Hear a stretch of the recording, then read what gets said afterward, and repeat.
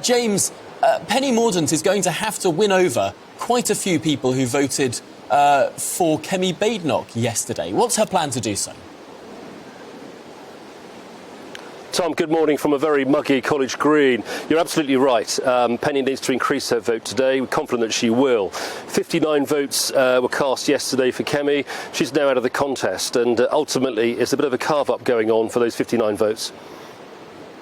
Listening to the arguments of the Penny Mordaunt campaign, that she is sort of taking on this new mantra of being the fresh start, the person that wasn't in the cabinet. However, she was a minister and didn't resign from the Boris Johnson government, unlike Kemi, unlike Rishi. Does that put her at a disadvantage amongst people who want that sort of clean break? I don't think so. I think you're damned if you do and damned if you don't in politics. I mean, Penny's been a minister for 7 years. She's the most experienced of all of the candidates in terms of ministerial positions. She's fulfilled a number of jobs very successfully, and I think that she was loyal right to the end. I mean, it's very difficult actually in government needing to provide some continuity, and I think that Penny's played her hand really quite well. Campaign this morning has been getting quite punchy. First, there was a statement from the campaign saying Liz Truss will not be able to win a general election and would put MPs' seats at risk, an official statement from the campaign. And then just 16 minutes ago, a tweet from the Penny Mordaunt Twitter account saying, Tory MPs, vote for Rishi Sunak or Liz Truss today and you will murder the party that you love. Is that appropriate language? I'm not sure it is, actually. I mean, we've led a very objective, very fair campaign since day one. I've been very clear that I like all of the candidates, would happily serve any of them in government. They're all strong candidates, and this is about the party, it's about the brand, it's about unifying behind the next Prime Minister, whoever that might be. I'm pretty clear that Penny Mordaunt stands the very best chance of winning the next general election. She is a fresh candidate, she's a very strong candidate. She's not continuity Boris at all, and I think that only Penny offers those new visionary ideas that would take us forward.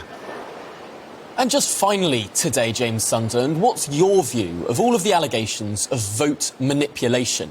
The idea that, in actual fact, yesterday, Rishi Sunak received rather more than 3 votes from the Tom Tugendhat camp and has instead been siphoning off votes to other candidates to manipulate this race, potentially to divide the right. What do you make of those suggestions? The simple answer, Tom, is that I just don't know. But it would be quite a bold tactic if that's the case, because Rishi still is not across the line. He's still falling short of the number that he needs. Clearly, if more people are declaring for Rishi than perhaps the rest of us know, that's a tactic they could employ. I don't think Rishi would do that. I think Rishi's playing fair as well, as my view. And I think what we need to be doing as MPs is voting for who we want as the next leader and doing it in a way that's objective and fair. Now, I know I said finally, but just the very last thing that I have to ask, because this race does conclude, this MP part of this race concludes at 4 p.m. What happens next? If Penny goes out, does she endorse? Does she stay silent? How does she play the next stage of this campaign?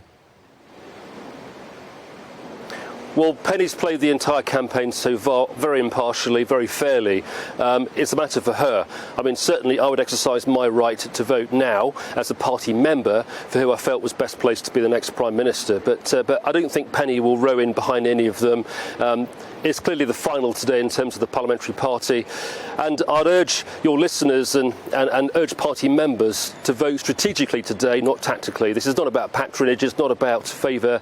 This is all about winning the next general election, and I'm pretty clear that Penny is best placed to do that.